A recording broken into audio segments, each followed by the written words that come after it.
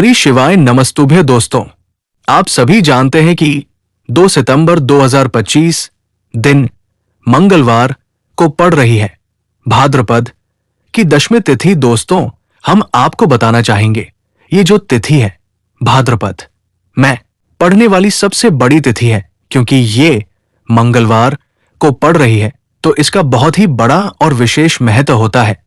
पूज्य गुरु जी ने कहा है, अगर कभी भी मौका लग जाए और भाद्रपद के महीने की दशमी तिथि मंगलवार को पड़ जाए तो आप लोगों को 8 काली मिर्च का उपाय तो अवश्य ही करना चाहिए। इन दोनों का सहयोग बहुत ही काम आता है। दोस्तों, पूज्य गुरु जी ने अपने शिव पुराण की कथा में बताया है कि इस दिन आपको 8 काली मिर्च का उपाय आपको अवश्य ही कर लेना चाहिए, क्योंकि ऐसा दिन पूरे साल में केवल एक बार ही आता है।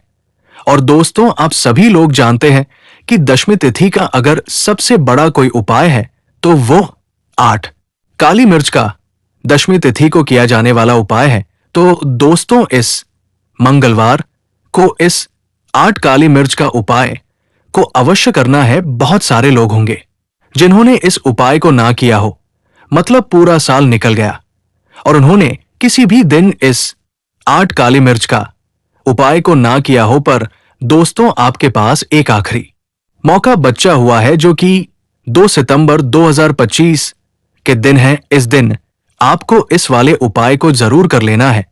भले ही आपने साल भर इस वाले उपाय को ना किया हो, पर आपने इस भाद्रपद की दशमी तिथि के दिन अगर इस वाले उपाय को कर लिया तो आपको इस वाले उपाय को करने का वो फल मिलेगा जिसकी आपने कभी कल्पना भी नहीं करी होगी। इसलिए आप लोग इस वाले उपाय को एक बार जरूर से जरूर कर लेना है, ताकि आप लोगों के हाथ से ये मौका ना जा सके और आपको इस उपाय को करने का फल मिल सके। दोस्तों, ये उपाय पंडित जी ने अपने अभी की ही शिवपुराण की कथा में बताया है, जिस उपाय को आज हम आपको अच्छे से बताने वाले हैं। इस वीडियो को देखने के बाद आपको इस उपाय को समझने के लिए किसी और वीडियो को देखने की जरूर नहीं पड़ेगी। तो दोस्तों, चलिए जानते हैं कि ये जो उपाय भाद्रपद मास के दशमी तिथि के दिन ये इतना खास होता है, इतना महत्वपूर्ण होता है। देखा गया है कि कभी कभी बड़े बड़े पूजा पाठ और अनुष्ठान से जो मनोकामना पूर्ण नहीं होती, वो इस भाद्रपद मास के दशमी तिथि के दिन एक छोटे से उपाय करने से ही पूर्ण हो जाती है। और बहुत सारे लोगों ने इस उपाय को किया भी है, उनको इस उपाय को करने का फल भी मिला है। अगर आप लोग भी इस उपाय को मंगलवार दशमी के दिन करना चाहते हैं तो आप इस उपाय को पहले अच्छे से समझ लेना और सुन लेना, उसके बाद इस उपाय को करना। इस उपाय को करने का फल आपको जरूर मिलेगा और इस उपाय को कर लेने से आपके घर में चाहे किसी भी प्रकार की दुख और समस्या क्यों ना चल रही हो, आपको उसका कारण भी नहीं पता है कि यह समस्या किस कारण से चल रही है। उसका कुछ भी कारण हो सकता है, जैसे पितृ दोष हो सकता है, किसी भी तरह का मंगल दोष भी हो सकता है। ये सारे सवालों के जवाब आपको इस वीडियो में मिल जाएगा। और जो ये वीडियो देखेगा उसको 8 काली मिर्च का उपाय तो जरूर करना चाहिए, क्योंकि इस दिन काली मिर्च का बड़ा विशेष महत्व होता है। और जब बात आ जाए 8 काली मिर्च का उपाय की, तो ये सोने पर सुहाग वाली बात हो जाती है और ये एक बहुत ही बड़ा उपाय हो जाता है इस मंगलवार दशमी तिथि का। तो अब दोस्तों, इस 8 काली मिर्च का उपाय को आखिर करना किसको है, सबसे पहले हम लोग वो बात जान लेते हैं। तो देखो, घर की जो बड़ी माता बहन हो, उन माताओं बहनों में से कोई भी एक माता बहन इस वाले उपाय को कर सकती है। दोस्तों, अगर आप चाहो तो अपने घर के सभी सदस्यों को भी इस उपाय को करवा सकते हो। अगर किसी व्यक्ति की खुद की कोई मनोकामना है, कोई दुख या परेशान है जो कि वो अपने लिए ही करना चाहता है, इस वाले उपाय को तो वो खुद अपने लिए भी कर सकता है। अगर कोई घर में ऐसा है जो कि अपने पूरे घर परिवार की सुख शांति के लिए ये वाला उपाय करना चाहता है, तो वो भी कर सकता है। उसमें कोई दिक्कत वाली बात नहीं है। कहने का मतलब यह है कि इस उपाय को घर का हर एक सदस्य भी कर सकता है और पूरे घर परिवार के सदस्य के लिए घर की बड़ी माता बहन में से कोई माता बहन भी कर सकती है माताएं बहन अगर घर में उपस्थित नहीं हो तो वो ये वाला उपाय न कर पा रही हो, तो फिर घर का कोई भी बड़ा सदस्य भी इस वाले उपाय को कर सकता है, चाहे वो फिर पुरुष ही क्यों ना हो। उसमें फिर कोई भी दिक्कत वाली बात नहीं है। दोस्तों, इस 8 काली मिर्च का उपाय को हमें करना कहां पर है, तो हमें इसे शिवजी के मंदिर में जाकर करना है। बहुत सारे लोग प्रश्न करते हैं हर एक उपाय को करते समय कि क्या हम 8 काली मिर्च का उपाय को क्या हम घर पर भी कर सकते हैं।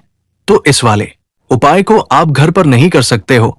उपाय को करने के लिए आपको शिव जी के मंदिर ही जाना पड़ेगा। इसके बाद में जो अगला प्रश्न निकल कर आता है इस उपाय को लेकर कि आखिर हमें इस 8 काली मिर्च का उपाय को किस समय करना है, सुबह के समय करना है कि शाम के समय करना है। तो देखो, इस वाले उपाय को आप सुबह के समय भी कर सकते हैं और शाम के समय भी कर सकते हो, यानी शाम के प्रदोष काल के समय भी कर सकते हो। अगर आप पूछो कि सबसे उत्तम समय कौन सा रहेगा इस 8 काली मिर्च का उपाय को करने का, तो हम आपसे बस यही कहेंगे कि इस उपाय को सुबह के समय करेंगे तो ज्यादा बेहतर होगा। बाकी अगर प्रदोष काल के समय भी करेंगे तो भी अच्छा होगा, इसमें कोई दिक्कत वाली बात नहीं है। तो अब दोस्तों, जो अगली सबसे बड़ी और महत्वपूर्ण बात आती है वो ये आती है कि सुबह अगर हम उपाय को करेंगे तो हमें कितने बजे से लेकर कितने बजे तक के बीच में करना, और शाम के समय प्रदोष काल के समय तो हमें कितने बजे से कितने बजे तक के बीच में करना है। तो देखो, सुबह के समय जितना जल्दी हो सके उपाय को करने की कोशिश करना। बाकी अगर किसी कारणवश लेट भी हो जाओ, थोड़ी देर भी हो जाए, तो 10 बजे या 11 बजे तक भी आप इस उपाय को कर लेना। 12 बजे से ज्यादा देरी ना हो, इस बात का ध्यान रखना।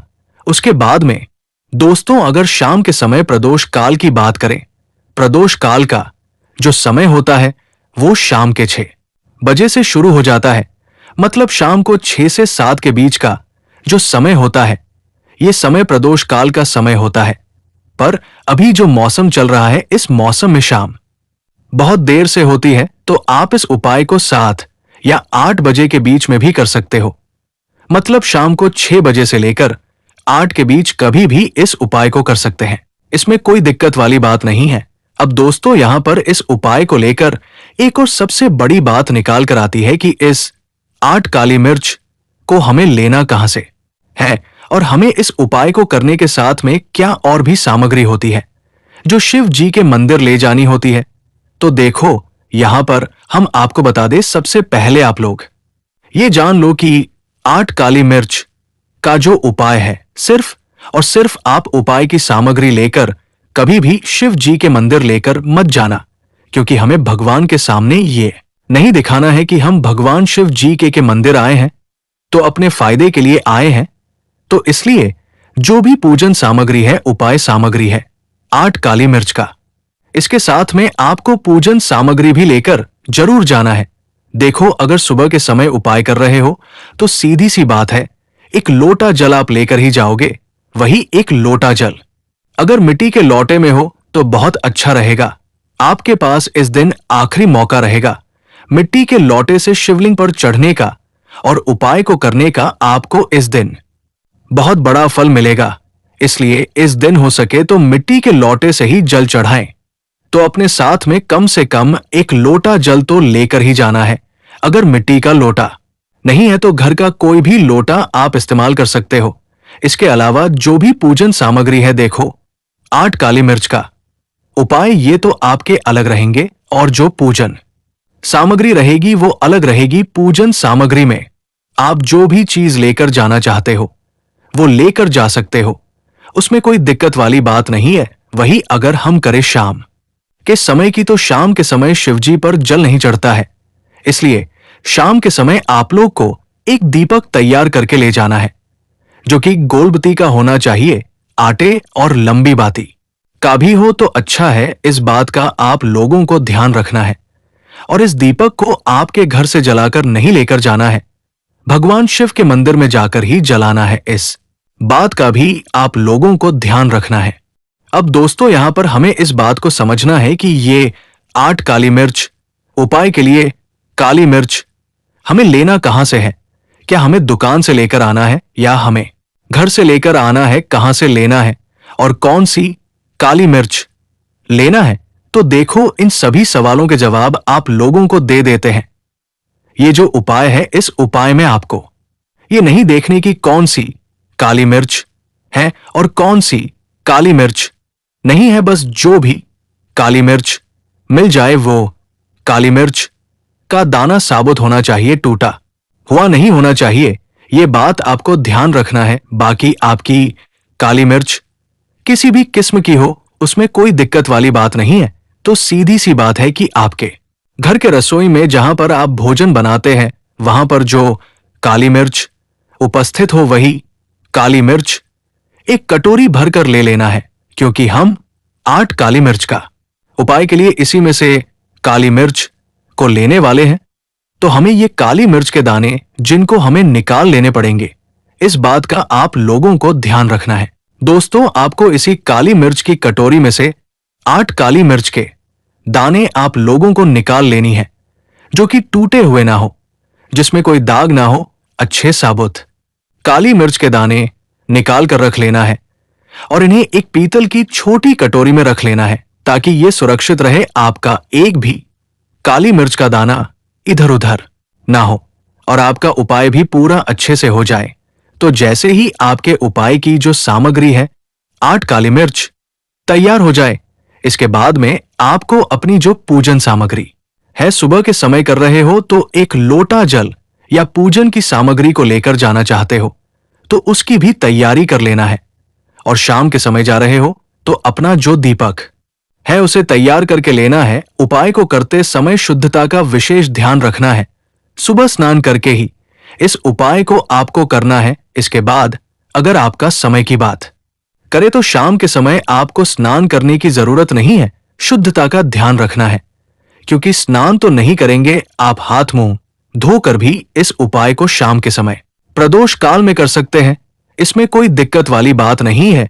आप अपने उपाय की पूरी सामग्री तैयार करके अपने पास ही रख लेना और जो भी आपके पास के शिव मंदिर हो वहां पहुंच जाना है। और सबसे पहले शिव मंदिर में जाकर इस उपाय को नहीं करना है, पहले भगवान के दर्शन करने हैं, भगवान से आशीर्वाद लेना है और शिव जी के शिवलिंग के पास आना है। और शिवलिंग के पास में आने के बाद आप जो पूजन सामग्री लेकर आए हैं, जैसे कि सुबह गए हो तो एक लोटा जल और साथ में जो भी पूजन सामग्री लेकर आए हो, आप उनसे भगवान शिव जी की पूजा कीजिए। सबसे पहले तो एक लोटा जल ही चढ़ेगा, उसके बाद में अपनी पूजन सामग्री चढ़ाने हैं। उसके बाद में अगर शाम के समय गए हो तो आप इस उपाय को कर रहे हो तो अपने साथ में एक जो दीपक है गोल बत्ती वाला, जो आप अपने साथ में लेकर गए हो, उसी दीपक को मंदिर में जाकर अपनी माचिस से जलाना है और उस दीपक को शिवलिंग के पास में रखना है। दीपक को शिवलिंग के ज्यादा पास नहीं रखना है, यानी सीधी सी बात है कि शिवजी पर आंच नहीं आनी चाहिए। जैसे कि आपकी पूजा अर्चना हो जाती है, आप भगवान शिव जी को प्रसन्न कर लेते हैं, उसके बाद में शिवलिंग के आसपास ही कहीं पर बैठे, सामने या आसपास जिस जगह भी आपको बैठना हो वहां पर बैठ जाइए और अपने 8 काली मिर्च अपने सामने निकाल कर रख लीजिए, क्योंकि आप यहां पर उपाय को करने की तैयारी करना है। और इस तरीके से जब आप उपाय करेंगे, पूजन सामग्री करने के बाद, पूजा अर्चना करने के बाद, आपको उपाय का फल बहुत जल्दी और बहुत बड़ा होकर मिलेगा। तो अपने 8 काली मिर्च अपने सामने निकाल कर रख लेना है। ये जो उपाय है, क्या आपके दाहिने हाथ की हथेली से होगा? तो हाँ, ये उपाय आपके दाहिने हाथ की हथेली से ही होगा। इस बात का भी विशेष रूप से ध्यान रखना है, दाहिने हाथ की हथेली को धोकर ही आपको इस वाले उपाय को करना है। आपके सामने जो भी 8 काली मिर्च की कटोरी है उसको सामने रखें और अपने 8 काली मिर्च निकाल लो। उसके बाद में अब आपको क्या करना है कि शिवलिंग के सामने आना है और 8 काली मिर्च को एक एक करके आपको शिव जी के शिवलिंग के ऊपर चढ़ाना है और कहीं पर भी नहीं चढ़ना है, शिवलिंग के ऊपर ही चढ़ाना है। और आपको अपने दाहिने हाथ की हथेली से ही शिवलिंग के ऊपर चढ़ाना है। भले ही वो अपने आप जलधारी पर गिर जाए या कहीं पर ही गिर जाए, पर आप चढ़ाओगे शिवलिंग के ऊपर ही। तो आपको क्या करना है, 8 काली मिर्च में से पहला दाना उठाना है और मंत्र श्री शिवाय नमस्तुभ्य बोलना है, शिवलिंग पर चढ़ा देना है। इसी तरह से दूसरा काली मिर्च भी इस तरह चढ़ाना है और फिर तीसरा काली मिर्च उठाना है और मंत्र श्री शिवाय नमस्तुभ्य बोलने के साथ ही चढ़ा देना है। इस प्रकार से आपके पूरे 8 काली मिर्च को श्री शिवाय नमस्तुभ्य बोलने के साथ ही एक एक करके शिव जी के ऊपर चढ़ा देना है और भगवान शिव से प्रार्थना करनी है। लेकिन ध्यान दे, प्रार्थना आपको आखिरी में ही करना है, पर हर एक काली मिर्च को चढ़ाते समय श्री शिवाय नमस्तुभ्य जरूर बोलना है। उसके बाद में ही काली मिर्च आपको शिवलिंग के ऊपर चढ़ाने हैं। आखिरी 8वें दाने शिवलिंग के ऊपर चढ़ जाते हैं तो इसके बाद में अब आपको क्या करना है, भगवान से अपनी मनोकामना बोलना है।